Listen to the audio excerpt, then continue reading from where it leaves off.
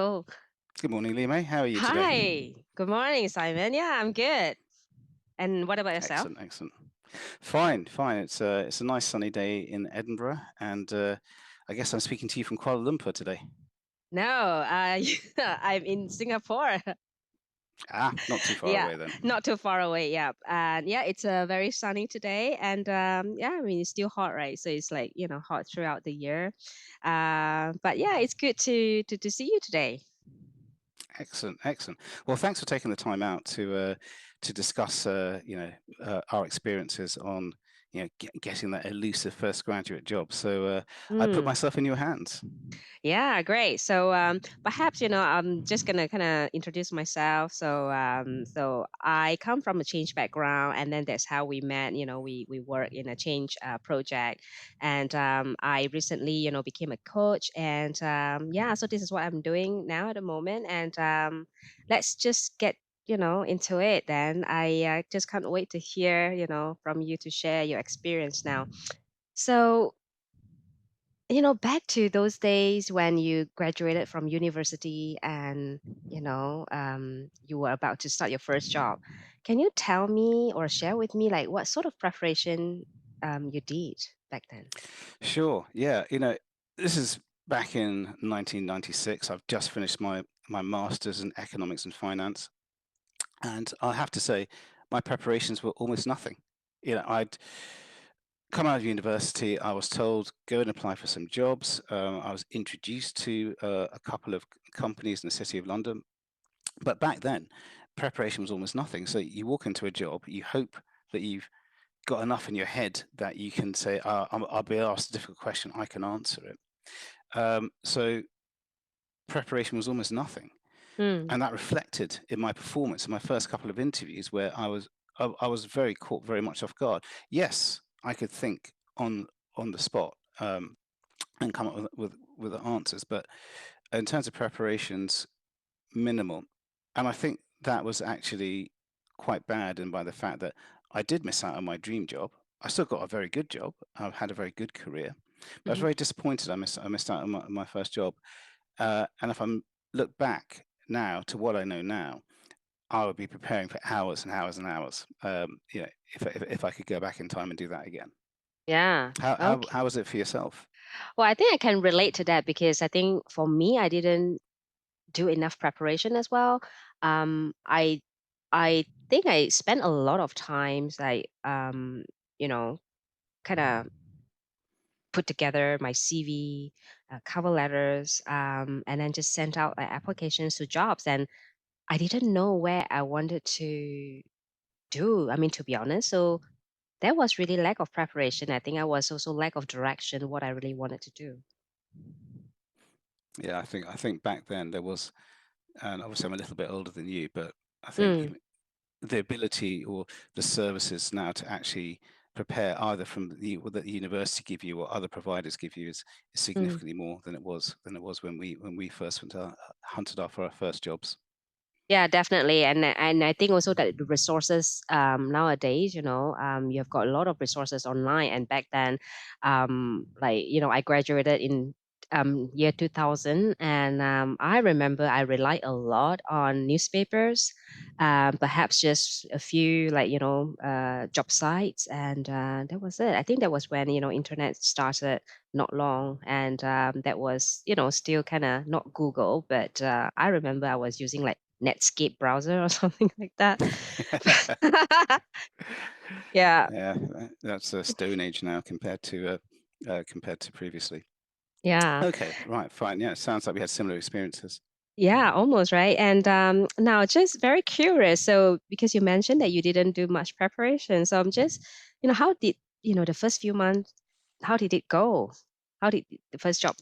How did it go? First job. So Yeah. I was lucky. I was in a very supportive environment. So the senior members of the team were very good at making sure that the new graduates who had joined were comfortable in the environment, the working environment, not just the work itself. That we were included in social events, Mm, and that when we did make mistakes or the work wasn't quite up to standard, they did spend the time with us to say this part is good.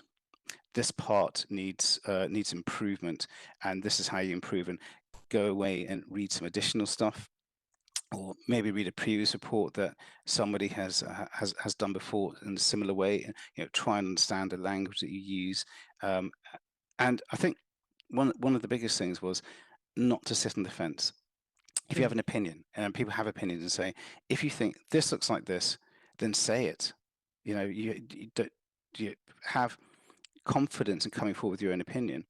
Now, before the report goes out to the client, it will of course be checked by the senior members of the team. And you're not going to go out there unsupported, mm, but have the courage to say, look, manager, this is what I think. These are the reasons why, and they will be supportive, and their critique of it to say, 65% of this is good, 35% of this needs to be worked on. mm, So I think, possibly was I lucky? Maybe not. I'd like to think that all environments, work environments nowadays, for those first few months are that supportive. I mm. mean, did you find the same thing when you started?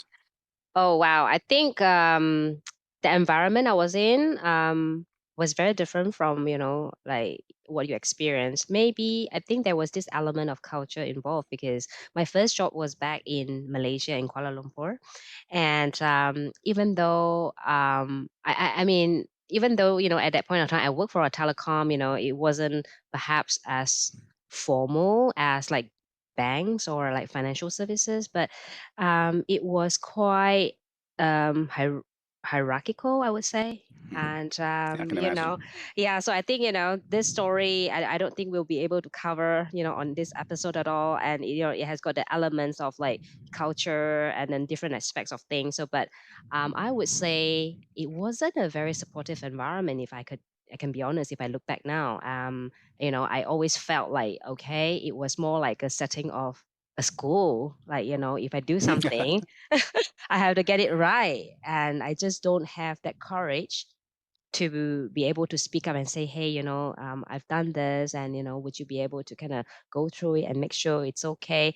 But it's just like, wow, it's either, pass or fail kind of failing. I mean, that was how I experienced it. I see. I see. No, and look, I understand that it's not all companies are that supportive, but I think nowadays, if you end up going to a large Western company, you'll Mm, find that there's a quite supportive network. yeah. But yes. Definitely, yeah. I mean, yeah, I think my experience from that side is pretty different, and I suppose that one day we can talk a bit more on that, of this culture elements and all the different stuff. Well, certainly yes, and especially as how you grow your career through those kind of cultures. So yeah, Yeah, next time we can talk yeah, about that career growth definitely. aspect. Yeah. So, so in your that very initial career, any memorable moments or like challenges that you could share with us, and how? I mean, especially like challenges, right? How did you overcome these challenges? I think the biggest challenge is getting to know your team, because you'll have a range of people who've been there, for some for 2 or 3 years, some have been there 7 or 8 years, some have been there 10, 15 years, Mm, and they already know each other socially. They know how each other works. If something happens, if something goes wrong, you can see somebody saying, "Hey, look at that!" Somebody come over, and so it's that part. It's that challenge of becoming part of the social fabric of the team, to be able mm, to turn around and say, yeah, I feel part of this. I don't feel like an outsider or an intruder, but mm, I can stand up and have a conversation with somebody. And then, yeah, as time then goes on, then eventually you find you're not the newest person there, and then you're expected to help somebody new. But as the first, as your first job, and in as your first job, I found the biggest challenge was, how do I not look like an idiot in front of the rest of the team, because I'm a new person here and they've got a right. lot of experience. So a Yeah. lot of that was just keeping yourself Mm-hmm. a bit calmer, and making sure that and making sure that you understand the team dynamics, you understand the flow of the culture. Mm, When people are getting uh, you know more dynamic about something, something's got wrong, something, you need more energy in the situation. well, then, how do you make sure you're responding in the right way? You're offering yourself to work in the right way. Or if Mhm. things are more relaxed, then Mm. don't rock the boat. If things are being more relaxed now, then why go and create trouble? So yeah, Mm. so just getting yourself socially integrated into the team, understand the team dynamics. Mm. That I found is the hardest initial challenge. Yeah, definitely. And I think that takes time, isn't it? To kind of, get to know your team and then to make sure that you can fit into the team. And it is about also confidence. Very much so. And confidence grows over time. Mm. Nobody likes somebody who comes to the team who's overconfident. Mm. But you should have enough confidence in your own ability to be able to get a task done. And if Mm. you can't get the task done, be confident enough to turn around and say, "I need a little bit of help here." Right. Okay. So was it a good chemistry between yourself and the team? Yeah, it grew into a very good chemistry. We grew into a very tight team. Right. Um, so much so that when we lost people from the team, when they moved on to different jobs, it felt like not quite losing a member of the family, but it wasn't too far away from it. And Ah. I remember when I left my first job after almost 4 years there. It felt like a big wrench because I'd spent most of my waking hours with these people. So Oh, you sleep 8 hours a night, you work 8 hours a day. Therefore, the most amount of time you spend awake is with your team at work. So right. you need to make an effort to get on well with them, and it's not quite family, but you're not too far away from it. Oh, wow. Okay. Sounds like a very good team. I think that is really important, isn't it? Yeah, no, it definitely was a very good team. Right. Yeah, Okay, for sure. cool. Yeah.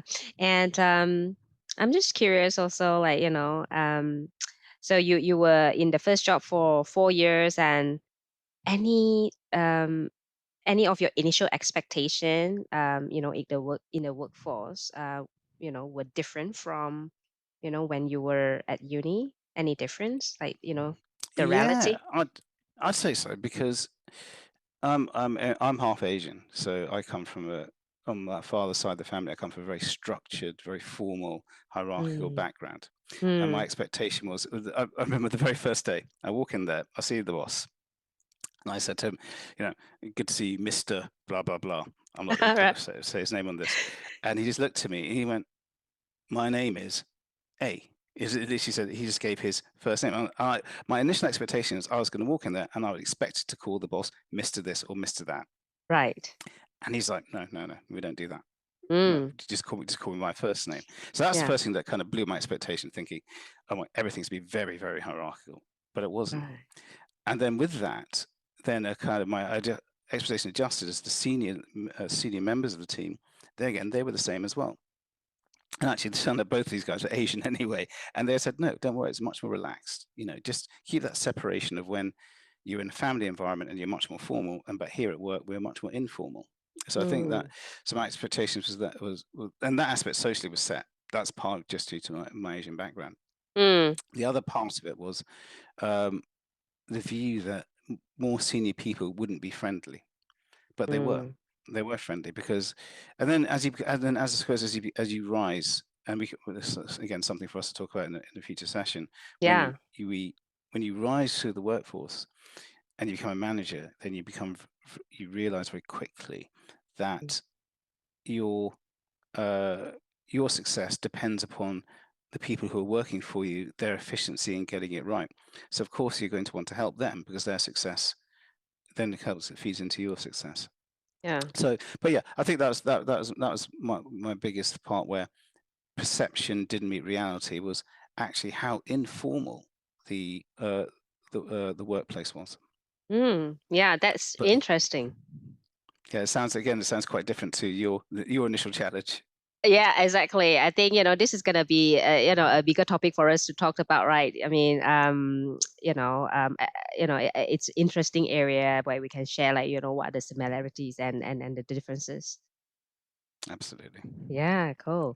Now, I mean, back to, your first, initially when I asked you about, how what preparation you did and all that. So at this point of time, did you think that, a mentor or a coach will significantly influence your earlier career if you had one? Yeah, I think back then the mentoring was informal. It's very Mm, informal. It's you kind of fell under the wing or the attention of somebody who was quite senior. You had a conversation. They were either interested in helping you or they weren't interested in helping you.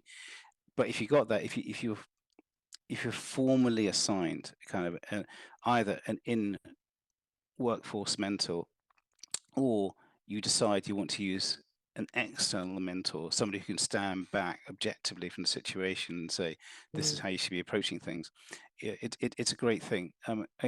Again, from using a family background, all of us have got an aunt or an uncle, somebody mm, who we can go and speak to when things aren't going particularly right or there's a problem. You need to be able to speak to somebody who you're close to and somebody whose opinion you trust, mhm, but they are not quite so close to the situation, and they can look at it and give you a point of view which says, yeah, consider these options and how you wish to proceed because these may be the possible outcomes to it. mhm, So I think mentoring, yeah, if it's informal mentoring, there's a risk it may fall apart, it doesn't mhm, happen, and then you're left with nothing. yeah, And I think a formal mentoring scheme, either within the company itself or outside the company, is much better because then you understand the mm, lines, the parameters in which you're working with. So mhm, yeah, I would say that, mm. and I think mentoring exists at all levels for your career. It doesn't stop once you start being a graduate. As time goes on, you need different kinds of mentors for different kinds of things. Yeah, definitely. I totally agree. Yeah. I mean, for me, I definitely, wish that I had one, when I first kicked off my first career or like throughout my career. But well, it's never too late, isn't it? Well, now you are becoming a mentor Right. yourself. Yeah. Now, just before we kind of wrap it up, and I just want to see, what's your perspective on, for or what piece of advice do you have, for recent graduates out there before entering the workforce? I think there's several pieces of advice I would give. The first one is if you're coming into the financial services world, consulting world, um, make sure your Microsoft Office skills, Word, Excel, PowerPoint, are as highest level as you can get them. Mm, And for those coming to financial services, Excel, you've got to be very good at Excel. yeah. And that's one of the first things I found when surprisingly, when I arrived at my first job, is that being good at Excel was a real benefit because some people were coming out and they're saying, this is 1996, right? So people coming out and they weren't good at Excel, they're then having to spend 2 3 months being trained on it in Hmm. the office space. Whereas I came out, I was immediately good at it because I had to do financial modeling and that kind of stuff was part of my degree. Yeah. So that's one thing. At first is those three core components: Word, Excel, PowerPoint, especially Excel if you're doing financial services, especially PowerPoint if you're going to consulting, Hmm. be very good at them. Mm, Number two, um, get your preparation right. You need to understand what is the corporate culture which you're walking into. What is it that this company thinks is really, really important that mm, they want you to feel it's important for you as well. And there are a number of steps by which you get to that point, and you will have been assessed quite rigorously in the process. So be aware of what is important to this company. And mhm, then thirdly and lastly, I would say get a good understanding of what the role is that you're about to go into. Which parts are repetitive? Which parts are interesting? What does a career path look like in 2 3 years' time? What do what do people do if they spent 4 or 5 years there? Can they go on to do something completely different? So just invest a bit of time in making sure that you've got a better idea how you can drive your future. Because becoming a graduate is the first step on the process. And it's a very important step just to get on that ladder, on mm. that pathway. But also you can't do it blindly without thinking, well, what do I do after this? You need to have some thoughts around this. Yeah, I think that's a very good piece of advice. I mean, to know the company and also like for like personal development and growth, right? Like where do you want to head and all that kind of stuff. So this is all kind of like personal experience as you kind of go on the journey, you kind of accumulate this, and then that's how you feel like people should really kind of tackle or focus on these three areas, right? Absolutely, absolutely. Would you add anything to that? I think I totally agree on the company, right? I mean, just do your homework, really get to know like the company, the culture, and all that. Because at the end of the day, I think what matters is really the culture and whether you fit to the team or well, and the company, right? Is this where you see yourself you're gonna hate to, or do you see yourself growing in that company and that sort of thing? I think it's very, very important. And also, I guess the other point is really, um, to have really that vision, and also to have perhaps like a coach, to co-create a plan to work towards that. That is a journey. It's a career, right? So we're talking about. So I think that's so important, and I think I wish I had that. So that's just a few things that I feel like I wanted to add to.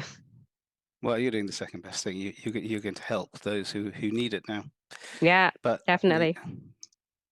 Mate, thank you for taking the time out to speak to me. It's much appreciated. No, I mean, it's my pleasure as well. I mean, it's a real great conversations, and I'm looking forward to our future conversations. Thank you, Simon, for being with Indeed. me. Bye bye. Thank you. All right. Bye. Bye.